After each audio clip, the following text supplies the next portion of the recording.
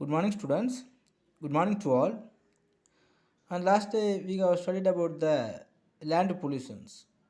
And in that concept, we have studied the causes for land pollutions and the effects of land pollutions. And after that, also we have studied about the climate change, acid rain, and the e-waste also. So today, just we will go to the next concept. So today, just we will study about the sustainable development. The sustainable development is concerned with the welfare of not only present generations but also future generations. So now, if you have some of the growth and development by the way of increasing the gross domestic product and the national income, and by the way of increasing the industrializations. So by this ways, if you are easily increasing our growth and development, but the development always being as a sustainable one, then only this development is will be useful to our future generations also. So the sustainable development aims at not only satisfying the luxury wants of the upper class but also the basic necessity of the poor like food, sanitation, healthcare, education, etc. Because our nations also consist of both rich and poor. So when we are comparing to the rich peoples, the 75% of the poor people and the middle class peoples only are living throughout the world. So the nations must be taking the full responsibilities to maintaining the sustainable development because the government have to take the responsibilities. The government has some of the responsibility to providing all the social welfare facilities to both the rich and poor peoples. Even if there is no possibilities to providing the social welfare to the rich people, they must given to the poor peoples. So the present generations should not exhaust the resources left by the past generations, but it should leave the same for the sake of future generations. This is called intergenerations equality. So now what are the resources are we are using? That same resources we have to left to the future generations. Otherwise the future generations will affect in many things in many ways. So the government have to arrange to maintaining the sustainable development for all these things. So the goals of sustainable development. The goals of sustainable development is crucial to harmonize the three core elements such as economic growth, social inclusions and environmental protections. The economic growth is already we have studied. So every year if you are increasing our income as living standard of living, educations, infrastructure facilities, sanitations, in these all cases if you are improved, that is called the growth. Next the social inclusions means, so what type of the welfare is received by the individual people of any societies, that same welfare have to be used by all the peoples in all the societies. Next environmental protections. So when we are increasing our industrializations and the development progress, the economic development progress, in the same time we have to take the responsibilities and we have to accept the responsibility of protecting our environment. Because without environment we can't live. We can't live without the environment. So in the same time we have to take the full responsibility to the protection of environment. A set of 17 goals for the world's futures can be achieved before 2030 with the three unanimous principles fixed by United Nations such as universality, integrations and transformations. And some of the features are the some of the principles are contained with the sustainable development. What are the principles of the sustainable development mean? First one is, so bringing the poverty to end. So end poverty in all its forms of everywhere. So in whichever forms the poverty is occurs in wherever or in wherever the place. So everywhere the poverty must be bringing to an end.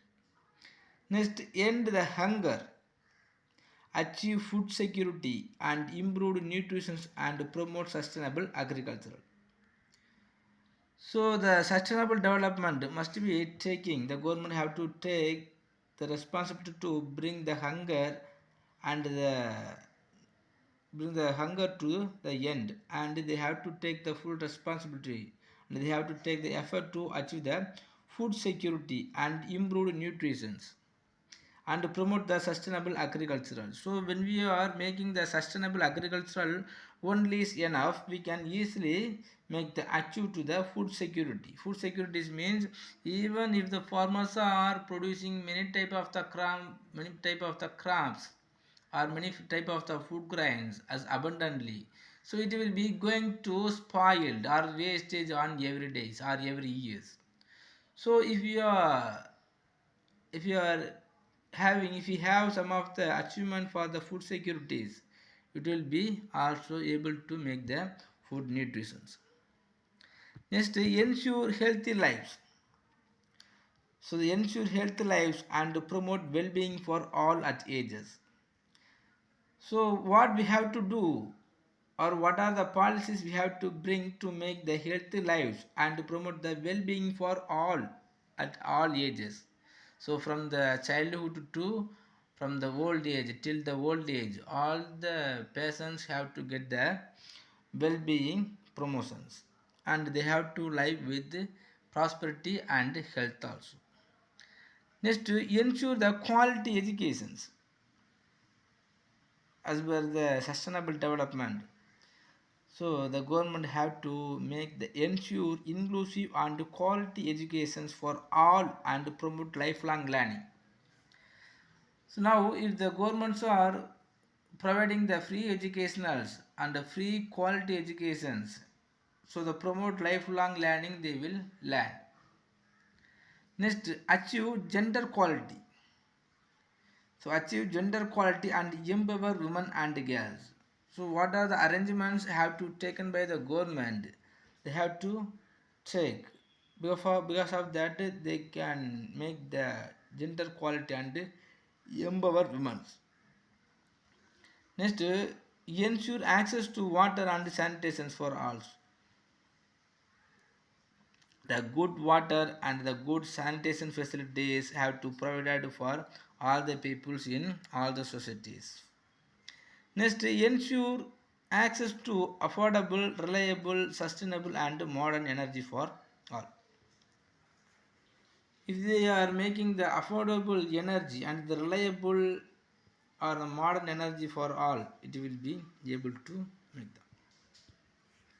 Next, promote inclusive and sustainable economic growth, employment and decent work for all.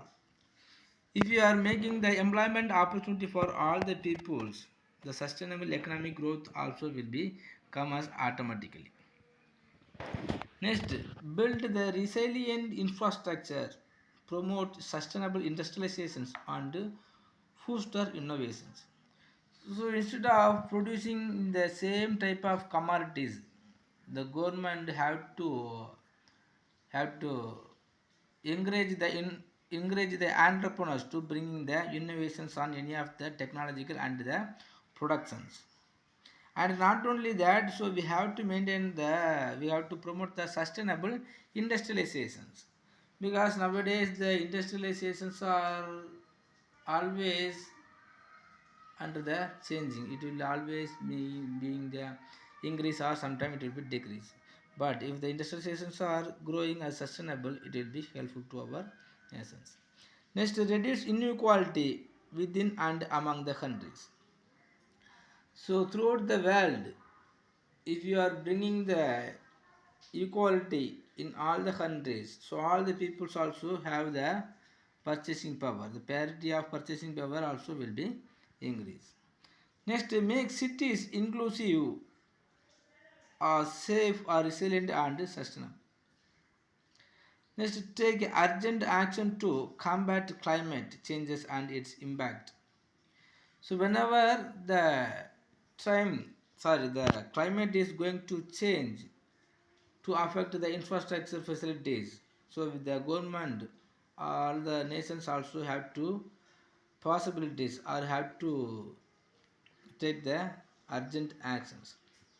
Next, conserve and sustainable use the oceans, seas and marine resources. So what are the resources are there throughout the oceans or the marine resources they have to conserve. Next, sustainable manage forest and combat desertifications, halt on the reverse land degradations, halt biodiversity loss. Next, the promote just peaceful and inclusive societies. So the sustainable development also has to take the action to make the peaceful and inclusive societies. So this type of the principles also had by the sustainable economic development. Okay, student. Next concept is organic farming. So the organic farming is also nowadays is publicity or it will be increasing throughout the peoples. So organic farming is a system of agricultural productions which relies on animal manure, organic waste, crop rotations. So and what are the organic methods are there to make your farming? This is called as organic farming. So it avoids use of synthetic fertilizers, pesticides and livestock additives. So the organic inputs have certain benefits such as enriching soil for microbes. So when we are using the organic fertilizers, the prosperity of land also will be increased and it will be always helpful to improve or protecting the human health. The organic production is a holistic system designed to optimize the productive and fitness of diverse communities with the agro system. So including soil organisms, plants, livestock and peoples. The principal goal of organic production is to develop enterprises that are sustainable and harmonious with environment.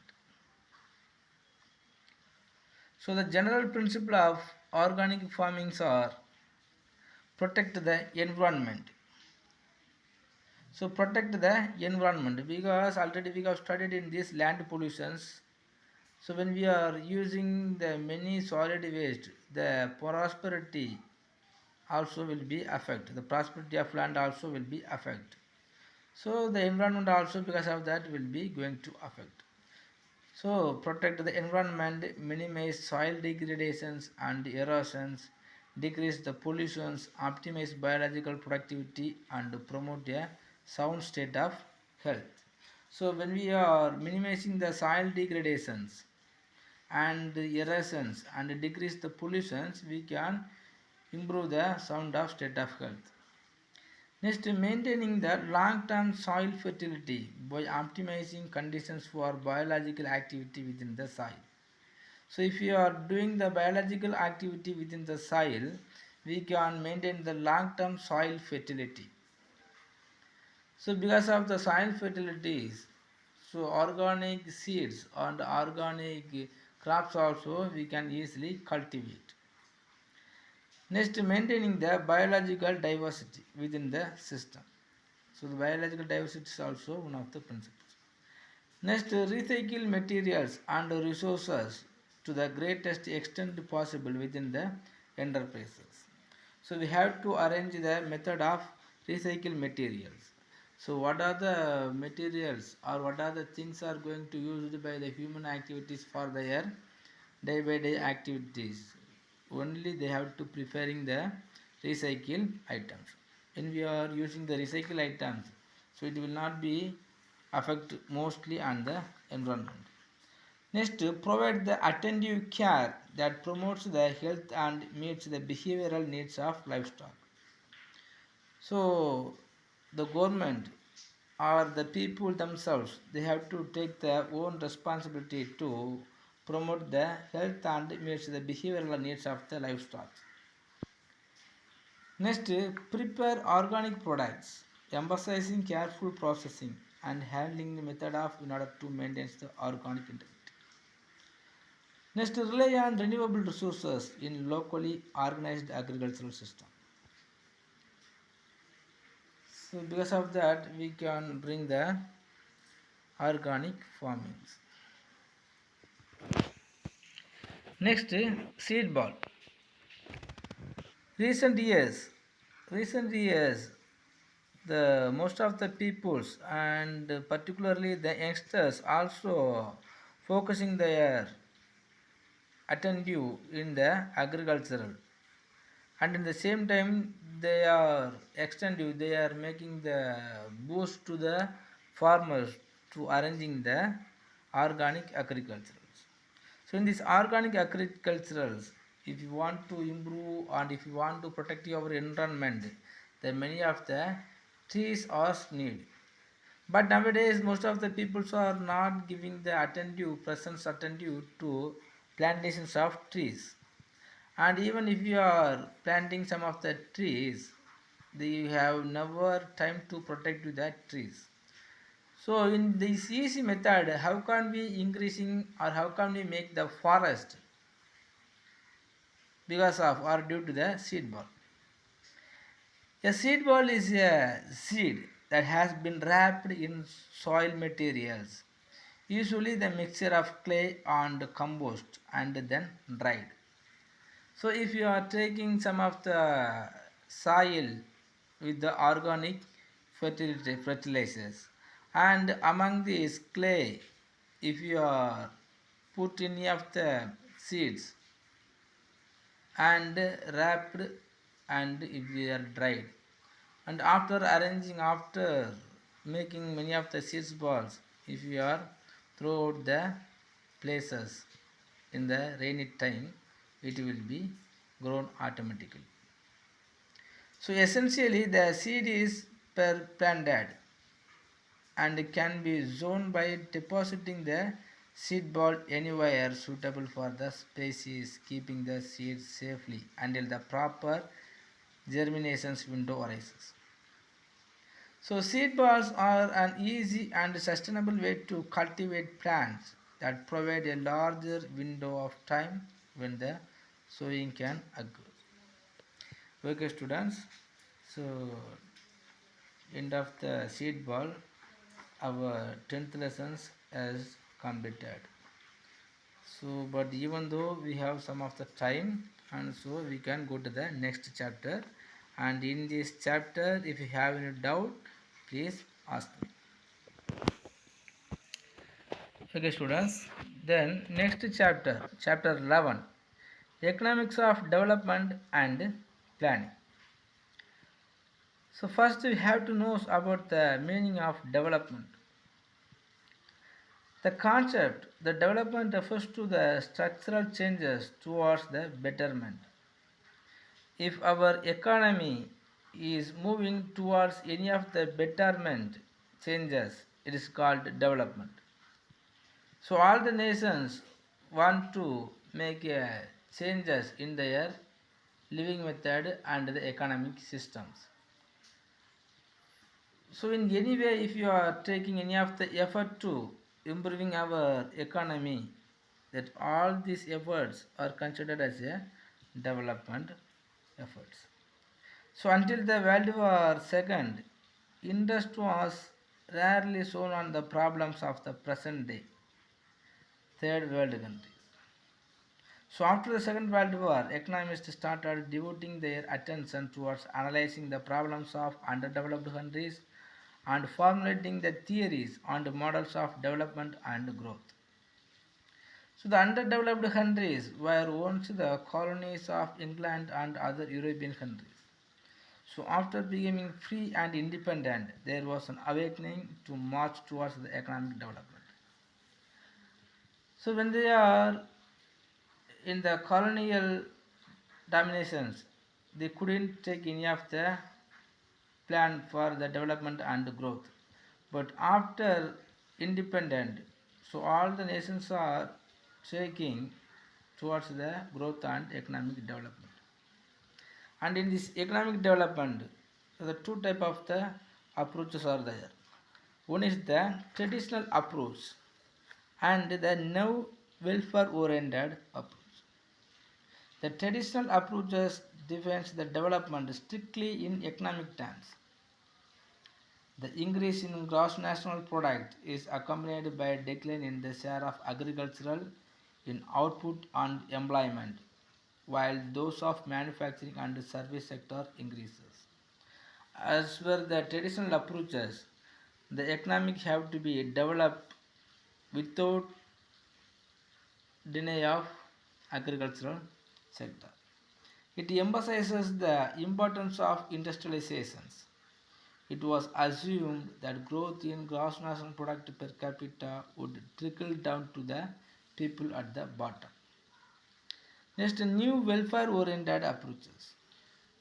As per the new welfare oriented approaches, the economic development was redefined in terms of reduction of poverty, inequality, and unemployment within the context of growing economy. In this way, redistributions with the growth became the popular slogan.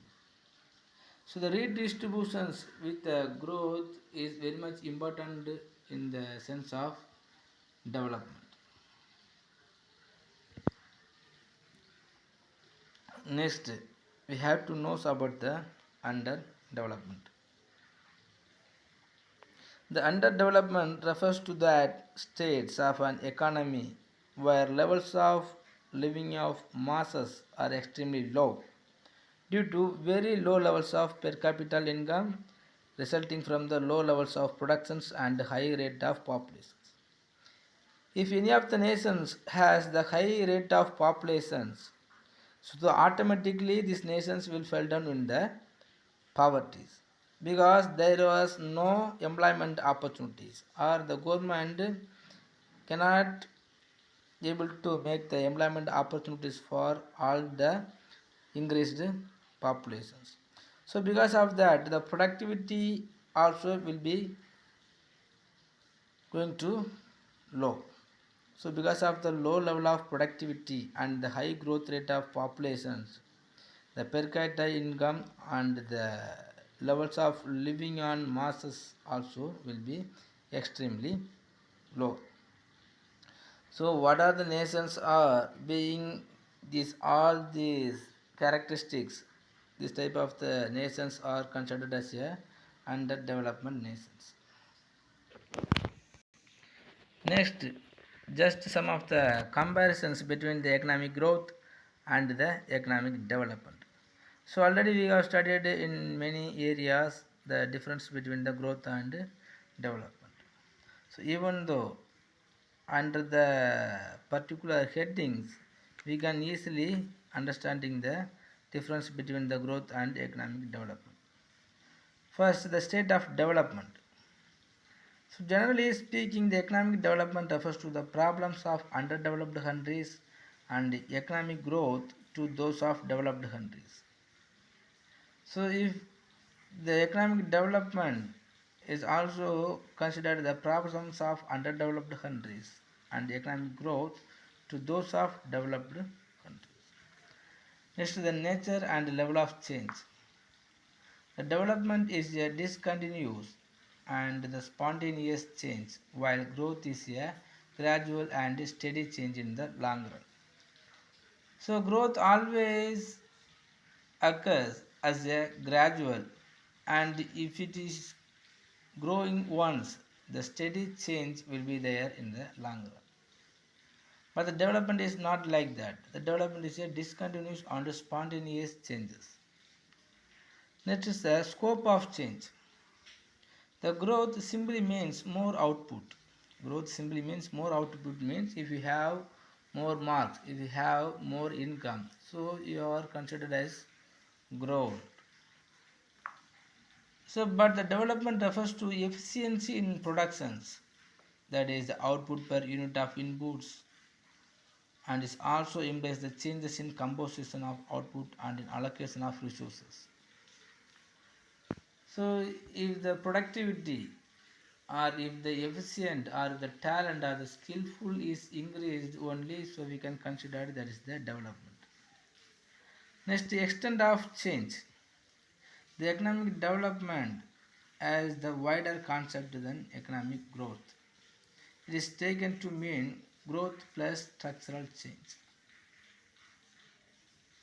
So the economic development also has the wider concept than the wider economic growth. Okay students, I think it's enough. So if you have any doubt, please ask me.